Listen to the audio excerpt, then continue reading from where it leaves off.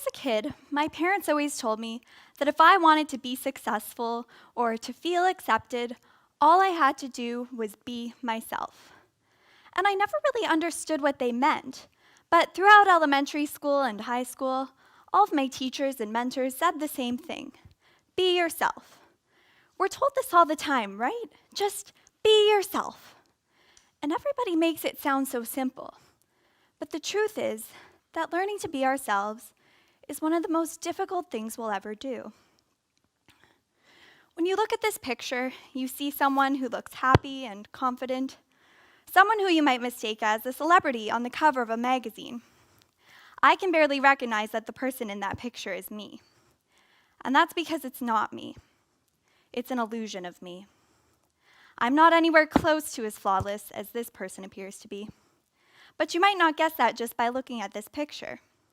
And what you also might not be able to see is that this isn't a magazine at all. It's the cover of a book I wrote, in which I talk about all the illusions we're sold about what it means to be yourself. I grew up reading magazines that looked a lot like this, but nobody ever told me that what I was reading was an illusion. I never questioned why these magazines that were supposed to reveal all the secrets to happiness and success made me feel like more of a failure.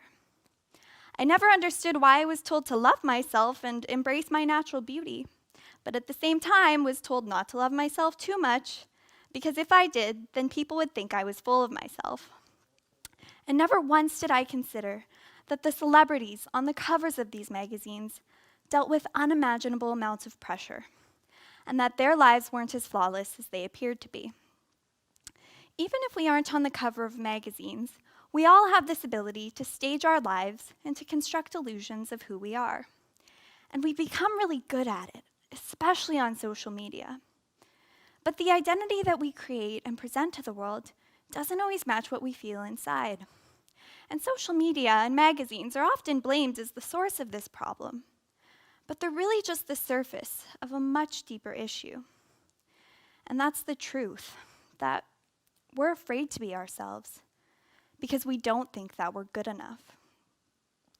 How many times have you looked in the mirror and told yourself, I'm not muscular enough, I'm not pretty enough, I'm not smart enough, I'm not good enough? It all comes down to those two words: not enough. When I was in elementary school, I was bullied because I wasn't tall enough. I was a late bloomer, and so for most of elementary school, I was the shortest person in my class. I remember the teacher would ask us to line up at the door for recess according to our height, and I was always the last person in that line, and everyone would make fun of me. I didn't know how to deal with the bullying, so I started by doing what seemed to be the most logical thing, and that was to make myself grow. So I started eating my vegetables, I practiced good posture, and I stretched every day, and I thought maybe if I do all these things, I'll be tall enough. When that didn't work, I started fighting back at the bullies and trying to be just as mean as they were to me. But the only thing that did was make me feel worse about myself. When my parents found out what was going on at school, they got in touch with the mother of one of the boys in my class who teased me, and they arranged for us to all sit down together outside of school to talk about what was going on. And I was furious at my parents for going behind my back and thought it was only going to make the situation worse. But when the boy and his mom came over to our house, I saw a side of him that I'd never seen before. He was embarrassed, and by the end of our conversation, he was crying at my kitchen table.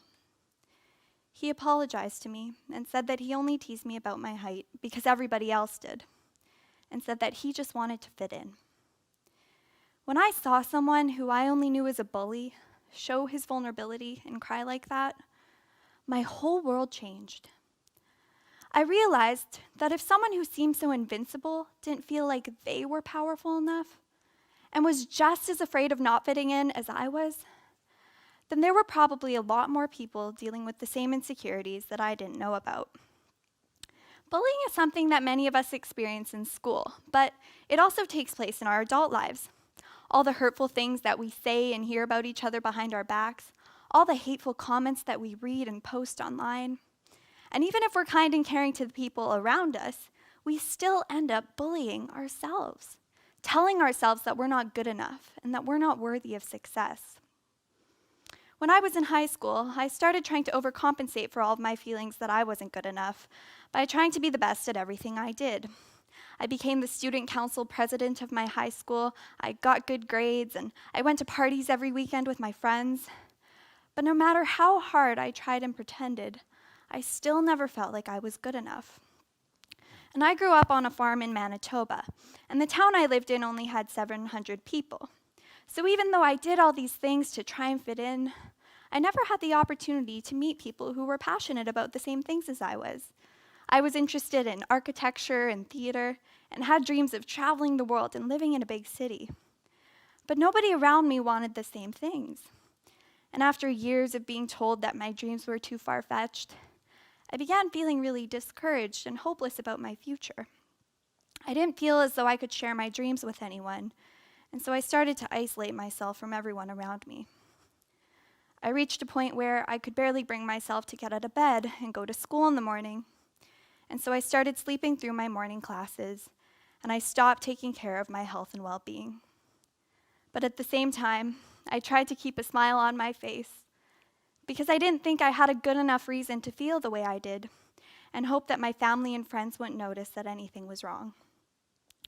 But by the time I reached my senior year of high school, I knew that something had to change. And I realized that I was the only person who could take responsibility for my future. A teacher encouraged me to apply for a scholarship, and I ended up receiving the Loran Award, which would allow me to fulfill my dream of studying architecture outside of Manitoba. That year, I also made the decision to graduate from high school a semester early and move to Winnipeg, which was the closest city to my hometown. My sister and her roommate had been living there for a few years, and so I asked if I could live in their storage closet to save money on rent, which they thought was crazy, but I saw it as the perfect solution. And so I cleaned out their storage closet and I got settled in, and I found a job serving at a cafe in the downtown. And I went in excited for my first day of work. But little did I know I would end up getting fired within my first hour on the job. When my manager asked how long I intended to work there for, I made the mistake of telling her that I only saw the job as temporary, and she fired me on the spot. I was devastated, and I spent the next several weeks moping around my sister's apartment, beating myself up, and watching a lot of TV. I watched all these reality shows set in cities like New York and LA, about people who had these amazing careers in design and real estate. I couldn't stop myself from daydreaming about what it would be like to live that kind of lifestyle and to work with people who were so passionate about their work. And one day when I was watching the show, I started thinking about how incredible it would be to work for the star of my favorite reality show, who was a real estate agent in New York City. I found his contact information online, and so I considered emailing him to ask for an internship. But I realized that someone as successful as him probably received hundreds of messages a day. So instead, I decided to cold call his phone number, and I somehow managed to convince him and his business partner to give me an internship with them in New York City. And when they offered me the position, I was really excited. But then reality set in, and I was like, wait a minute, what did I just do? I don't know anyone in New York. I've never been there before. I don't know anything about the city other than what I've seen on TV. I'm not mature enough or smart enough to actually go there and try and fit into the professional world. And I started coming up with all these reasons why I wasn't capable and shouldn't go.